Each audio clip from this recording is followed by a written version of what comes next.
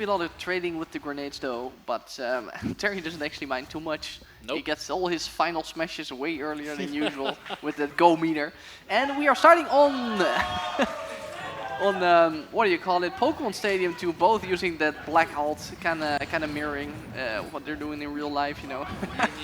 Emo kids. BeJay immediately setting up the camp here with the grenades on the platforms, making it hard to approach him.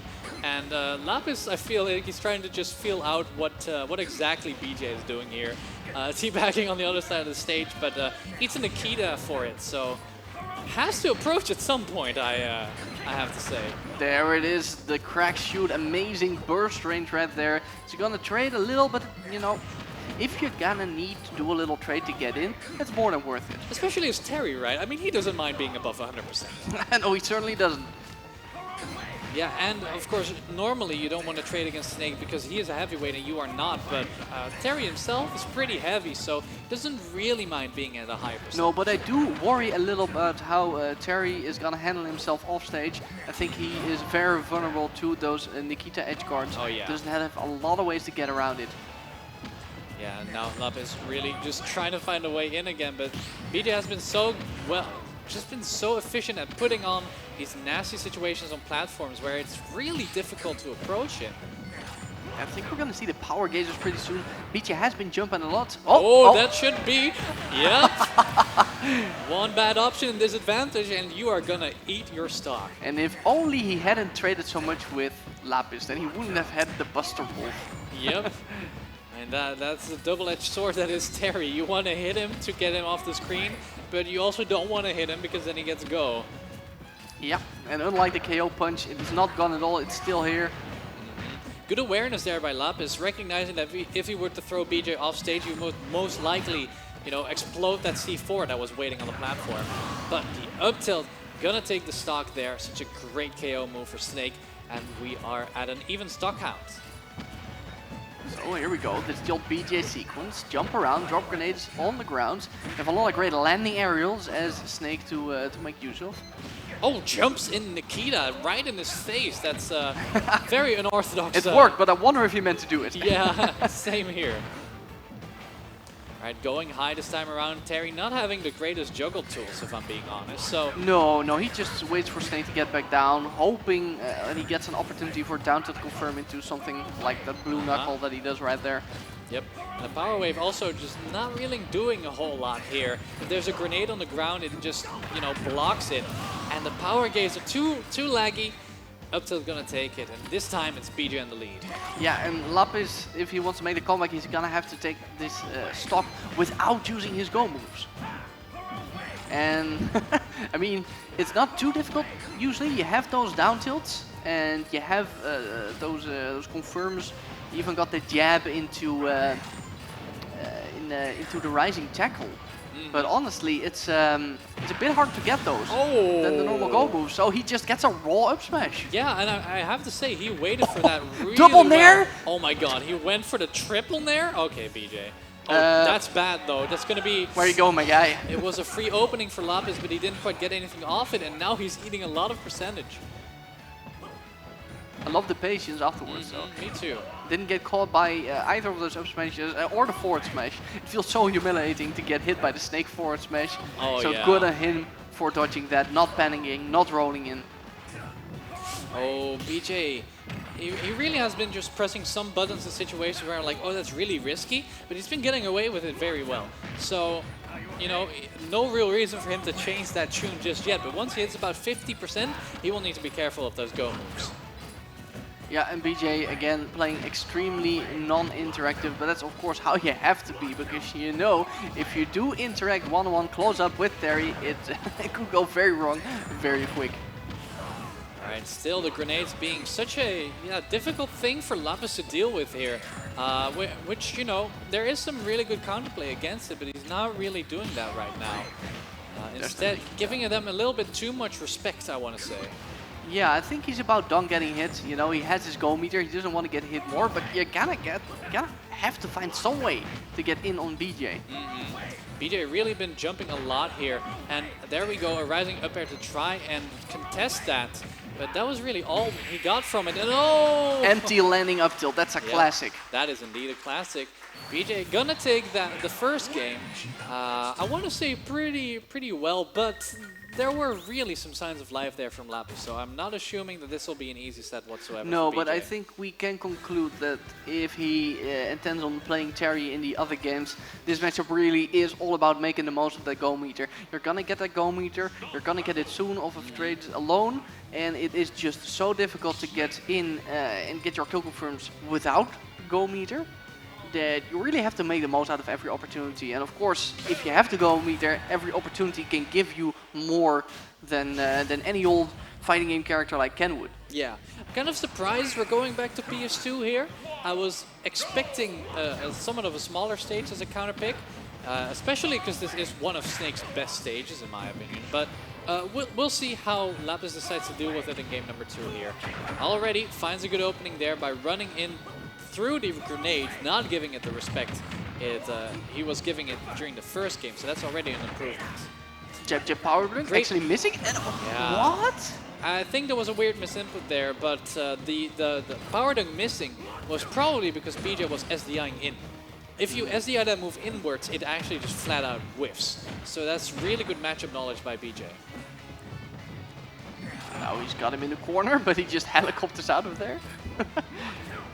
That's the thing, you know, you want to juggle, you want to get your opportunities when they are in disadvantage, but Snake, man, Yeah, it's just so tough to catch Snake, especially BeJay, he's really proficient at moving around with those B reverses, setting up traps while doing so, right? It's not easy at all to find an opening. tries to go for an opening right there, but no. Without go meter, it's just not that impressive. He gets one hit, maybe he even trades, and it's already over. You want that go meter, you want that forward tilt into the Buster Wolf. That's what Yeah. we're all here for. The go meter is online now. Has to mistimes it on the grenade. That's a little bit unfortunate because he was trying to use his throw armor there and gets hit by that C4 out Right, of disadvantage. this is why this stage is a good pick for Snake.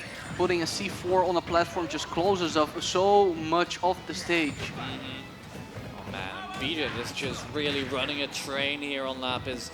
Doesn't really know what to do. Side B there finds an opening, but I mean, it might just be too little too late for Lapis here. Okay, tries to go for an edge guard and he gets it. Somehow, some way he manages to stage spike with his own B. All right, so it might still be doable if he gets a nice early KO with the go, but it won't be easy. BeJay still just chilling on the other side of the stage, setting up all those traps. Finds a dash attack though, but once again, BeJay just instantly just goes up. He's like, nah, I'm not dealing with you. Yeah. There's the power wave, way too slow to catch any of those air dodges. Now, 5% for the go meter. And BeJay was just standing still and parrying those power waves for a second there. Really looking unimpressed.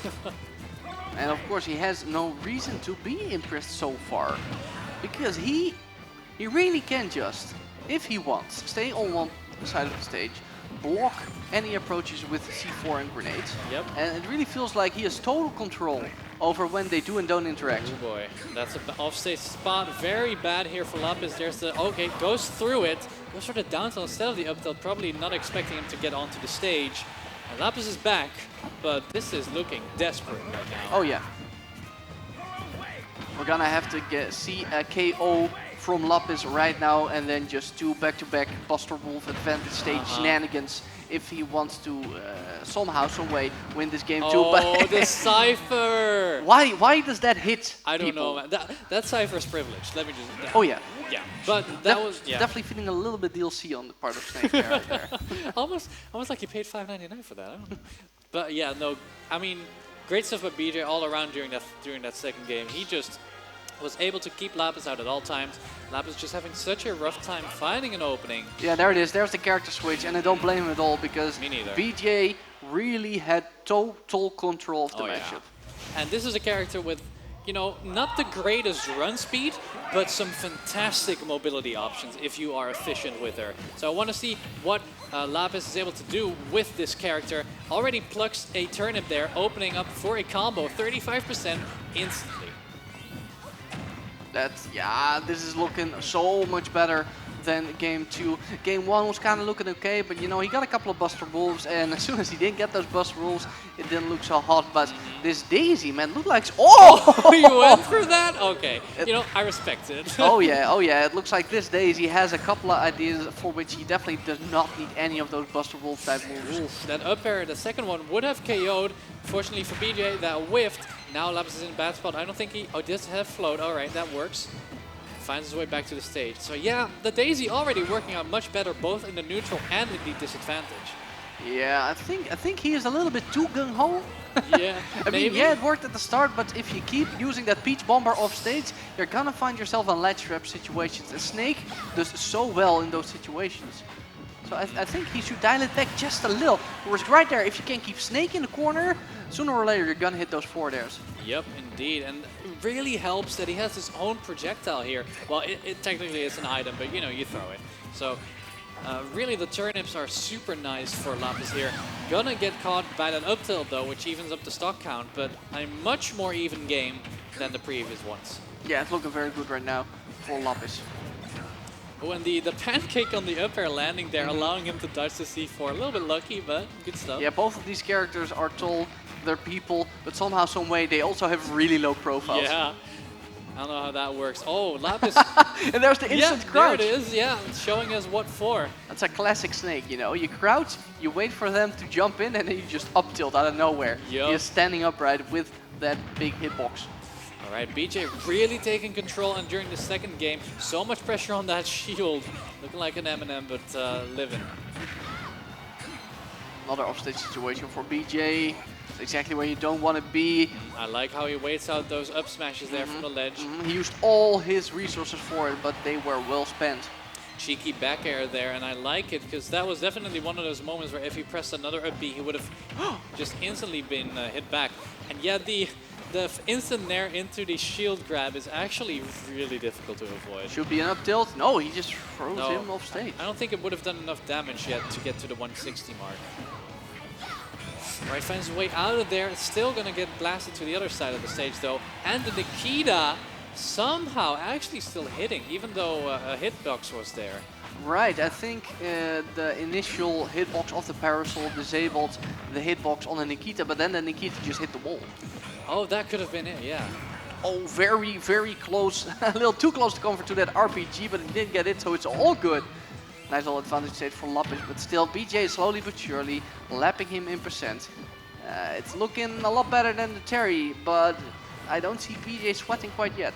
Not me neither, and he's really just a few good hits away from taking the set already. Lapis trying to find his way out. Gets the Peach Bomber there from the stage again. That up tilt almost hit its mark, but he just narrowly dodged that. Right, BeJay just chilling on the other side of the stage instantly once again. Lapis having a tough time dealing with it. Yeah, BeJay's feeling so comfortable. He's playing a little bit with his Nikita, you know. Yeah. He's flying it around.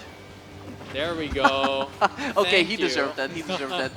I'm happy Lapis got the right timing on the throw armor, but like I said, BeJay, he's not feeling pressured at all, and he blows him up with a C4 for the 3-0 victory, which means he's gonna be facing Zemmel in the next round.